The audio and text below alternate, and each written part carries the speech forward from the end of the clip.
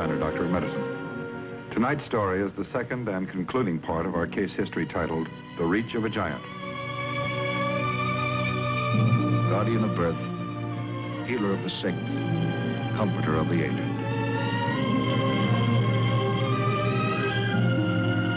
And the qualities of the worthy physician are three: the eye of an eagle, the heart of a lion, the hand of a woman.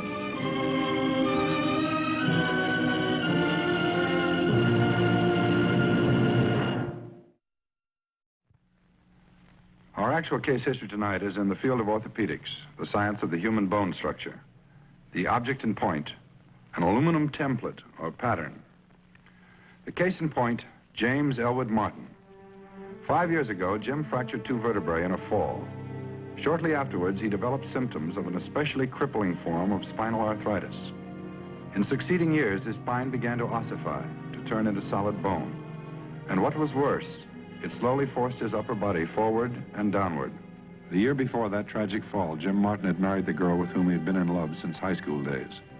And through the painful 3 years that followed the accident, Jim had the love and support of his wife, Edie.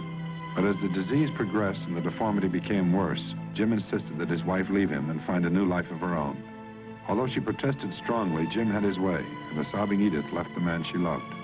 Rheumatoid spondylitis, the particular form of spinal arthritis with which Jim was afflicted, is above all a lonely disease.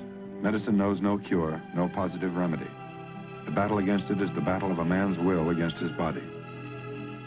My sister Ruth and her husband Roy have had this offer in Chicago. Jim, they want me to go too. Jim. Jim, if I'm that far away from you, I don't know. Jim, I've got to see you. I've got to talk to you. Oh, please say yes. Look, you don't have to make up your mind about going to Chicago with Roy and Ruth yet. Not now. What?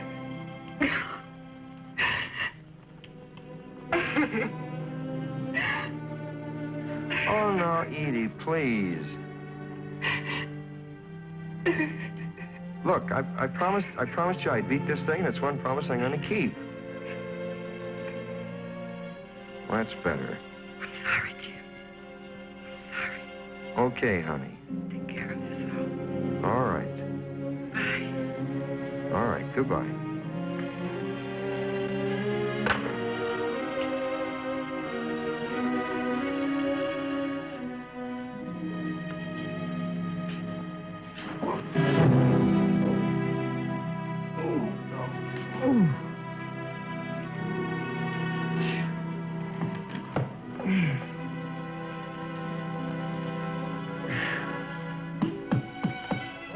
Jim's tragic condition had started 5 years before with a fall. It took another fall to begin his perilous journey back to happiness. Jim Martin was not to make the journey alone. A few weeks after he fell, and after a careful examination in the hospital, Jim's personal physician referred him to 2 doctors, both orthopedic surgeons, Dr. David Milton and his associate, Dr. Tim Lawrence. Jim's future was in their hands. Interesting, isn't it? Interesting. I've never seen anything like it. Who is it? Dr. Herder's referral. I think he was with Sanford before that. Martin, Jim Martin. Well, is he showing up? Yeah, tomorrow, 10 o'clock. Let's take another look at it. Okay, go ahead. Jim Martin's second fall caused another fracture in his spine, in the 12th dorsal vertebra. The weight of the spine bearing down on the fracture caused it to disintegrate slowly until the vertebra collapsed. The forward curvature of Jim's deformity increased 20 degrees. He was in a state of dangerous exhaustion, and finally his will could fight no longer. Well, I suppose there's nothing I can tell you about your spinal arthritis, Mr. Martin. You probably know as much about it as anyone. I know it's worse, Dr. Lawrence. I may as well tell you right from the beginning that there's no way we can restore any degree of flexibility to your spine. I know that. Is Mrs. Martin outside? Hmm? If she is, I think she should be in on this. No. My wife left me years ago. That is, I asked her to. She isn't there. Well, there are some things we can do, Mr. Martin. Two things, in fact. First, I can put you in a cast, which will completely immobilize your torso and eventually would relieve some of the pain. What's the other?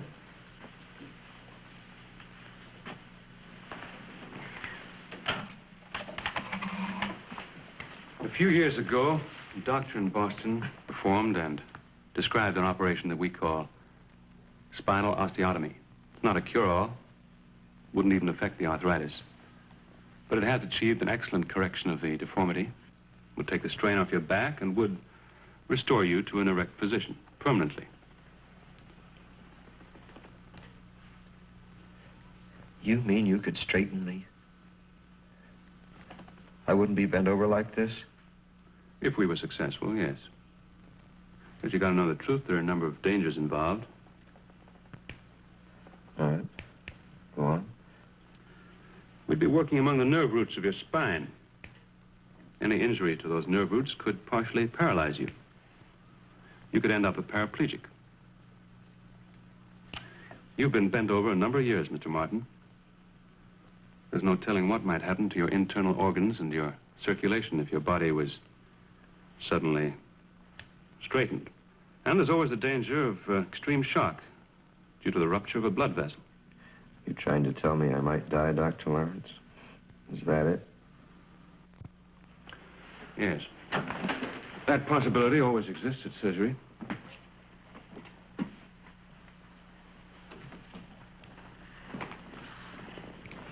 Dr. Lawrence, I want to tell you I can't go on this way.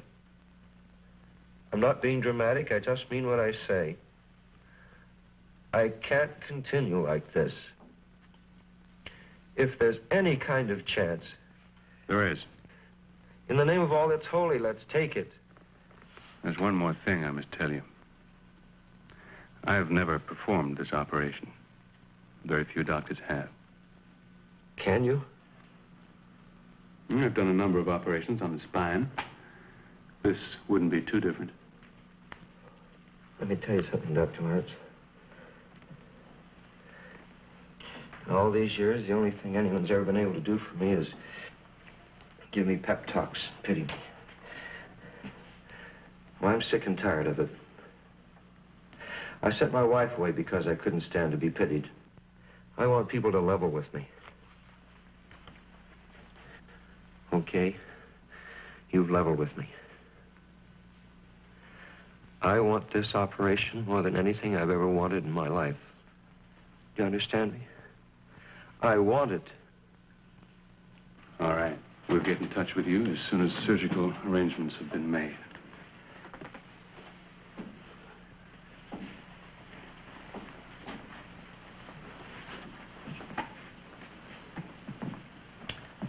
Goodbye, Mr. Martin.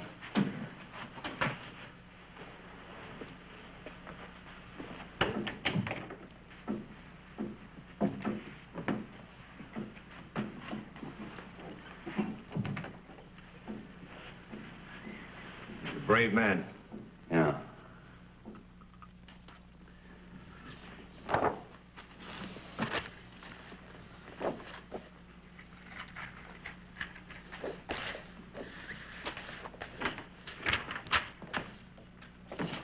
Tim, you still here? Just going over everything once more. You look bushed.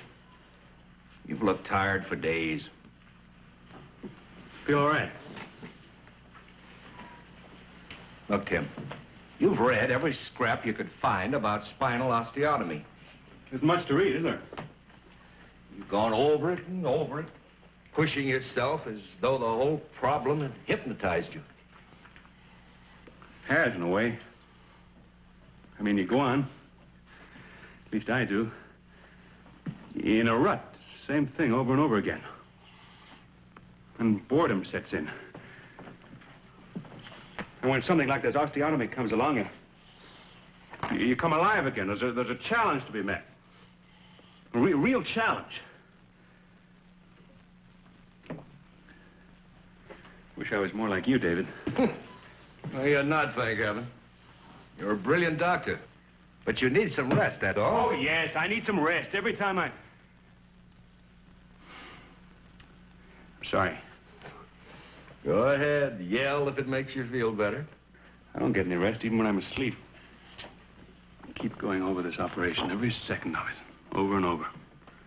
It's like a recurrent nightmare. I don't know. I just don't know. Are you scared of this thing, Tim? No. No, of course not. Remember what happened after the Dykstra case? Remember what old Burley said? Yes, he said you didn't have a nerve in your body when you operate. Yeah. And it impressed a lot of people, Tim. That's funny. That's very funny. I know what's the matter with you. You're like Martin. He's sick with one disease, and you're sick with another. Yeah, what? Genius. I suppose with some people, this kind of gift is a blessing. With you, it's as much a curse as it is anything else. It drives you and uses you until the problem is licked. And when it's licked, it tosses you aside. But to you, it's a way of life. And no matter what anybody said, you couldn't change. Not even if you wanted to. You're a slave to your own brilliance. I admire you. I'm even a little awed by you. And I pity you too, Tim.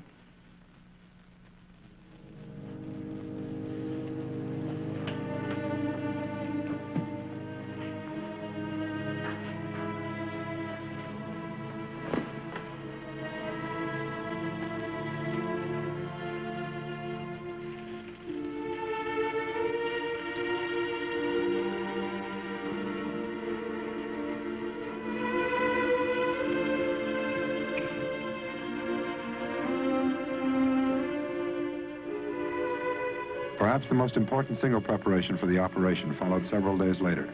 The latest x-rays of Jim Martin's spine were projected upon thick white paper, and a meticulously exact tracing was made. The tracing completed, the angle of the bone wedge to be removed had to be determined. To avoid any danger of bony impingements upon the spinal cord itself, it was decided to perform the operation on the lower spine, between the second and third lumbar vertebra. A line was drawn on the tracing at this point. Dr. Lawrence cut the tracing along this line, severing the tracing at the point of the projected operation.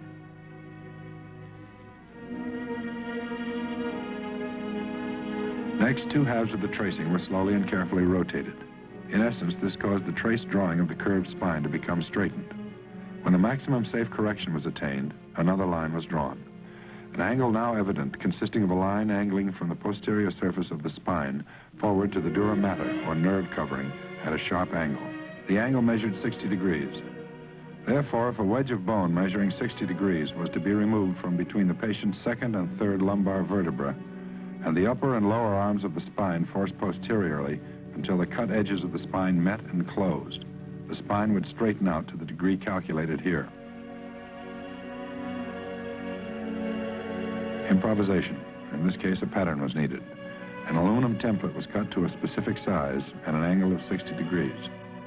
It was to be used to check the accuracy of the bone removal during the course of the actual operation. After determining the exact area for the osteotomy, the template is placed, indicating the bone to be removed.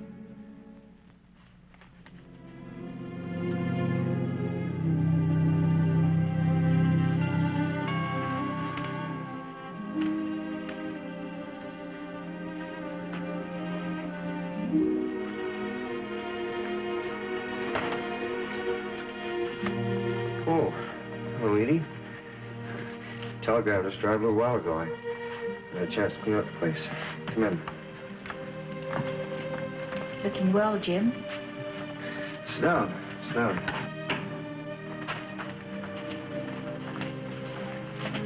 I'm sorry to drop in so suddenly. It's about Roy. Oh? Decided about Chicago, huh? He's going. Be leaving in about 5 or 6 weeks. You going with him? I don't know. That's what I had to see you about. Don't you want to go? Jim, I'm your wife. I want to come home. Edie, this thing isn't getting any better. It's worse. Worse than it was 2 years ago. Jim, you need somebody now more than ever. Maybe you need some. Maybe in Chicago you know, sudden break. Jim. Why do you think I asked you to leave me? I want you to have a life with someone that you don't have to be ashamed of. I'm not ashamed of you. Suppose something happened to me, then where would you be? What could happen? Like I died. Well, it could happen. Bend over like this, not see a car. It could happen. You mean you want me to go to Chicago with Ruth and her husband? Might as well say goodbye to our marriage.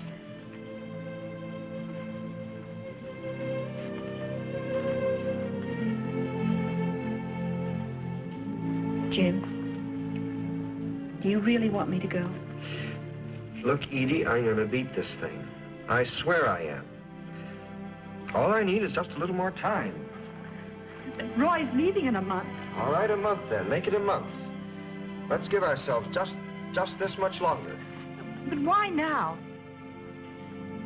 Why all of a sudden a month? Jim, what's happened? What are you going to do? Edie, will you believe in me just a little longer? Trust me? I've got to do this thing myself. Jim, if only... Darling. Edie, you better go now. You better go on back to your sister. All right, Jim. All right.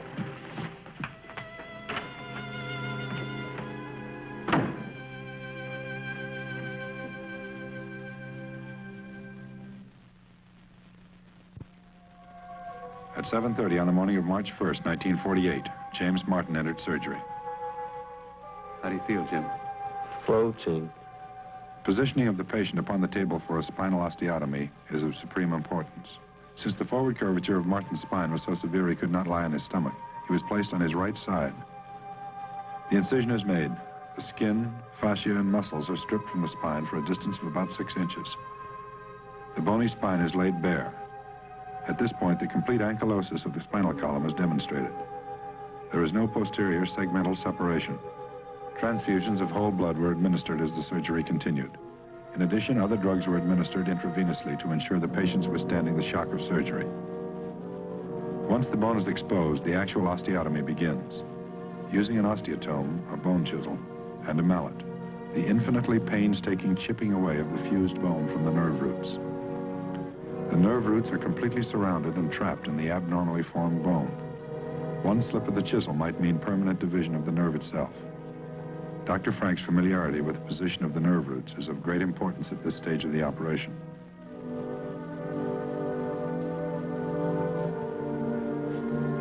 The amount of bone to be removed has previously been determined. That amount, and only that amount, must be excised. If a lesser amount is chipped away, correction will be incomplete, and the patient will remain bent forward. If too much is taken out, overcorrection will result, and the patient may be bent over backwards, his eyes permanently fixed on the sky. Periodically, the template is inserted into the incision, and the amount of bone thus far removed gauged and measured. For 2½ hours, centimeter by centimeter, the cavity was shaped. A 60-degree wedge driving down to the dura mater, which covers the nerve roots in the lumbar region. When the dura was exposed, the wedge was extended on each side of it into the intervertebral foramina, through each of which runs a major spinal nerve root, supplying sensation and motor power to the lower extremities. Finally, the exact amount of bone had been removed. The aluminum pattern exactly fitted the cavity of the patient's spinal column. 1/2 of the diameter of the spine had been removed. Still intact was the anterior or forward portion of the spinal column, made up of the vertebral bodies and 2 ligaments, one lying directly in back of the vertebra and in front of the spinal cord, the other lying in front of the vertebral bodies. Forcefully bending the spine backward tears the anterior or forward ligament. Additional force then tears the vertebral bodies apart. This action will close the wedge-shaped defect in the back part of the bony spine. With the rupture of these ligaments, paralysis of the intestines takes place.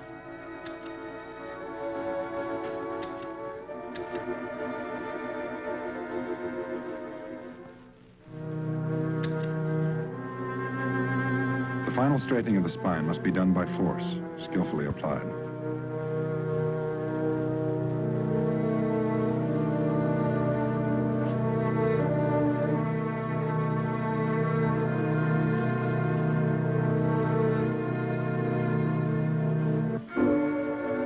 With agonizing slowness, the long frozen spine gave way.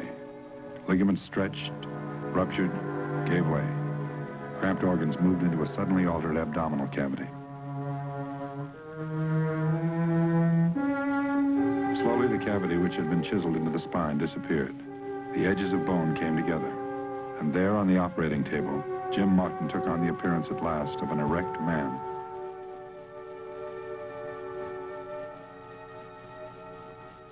The danger did not end on the table. Since all victims of rheumatoid spondylitis are diaphragmatic breathers, the distension of the intestines might cause some extreme pressure upon the diaphragm and result in suffocation of the patient. To avoid this possibility, a gastric suction machine is kept in operation. The patient was fed intravenously during the first 2 days following the surgery. There was still danger of a blood clot. Boy, I never thought it'd be this good again. Such a little thing could mean so much. Just to lie here, on my back, straight out. Better keep an eye on me, Doc. I'm liable to float right off the bed. Now, you may not feel like it, but you're going to stay right where you are for another 6 or 7 weeks. Yeah, but on my back. Be the greatest 6 weeks of my life. Has your back been giving you much pain? Look, what little pain I got, I want to keep a while. So don't you go trying to take it away from me. Reminds me how things used to be. March 19th, 1948, while his doctor, his friend, looked on, with the assistance of a hospital attendant, Jim Martin stood erect by the side of his bed. And for the first time in many years, he could look the world straight in the eye.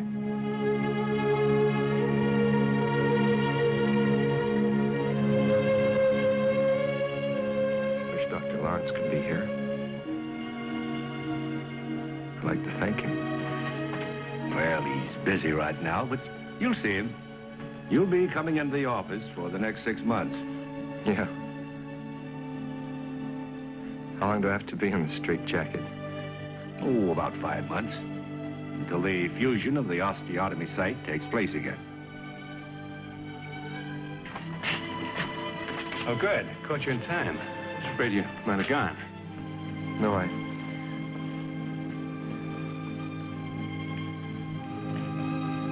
guess this is the time for the thank you speech, isn't it?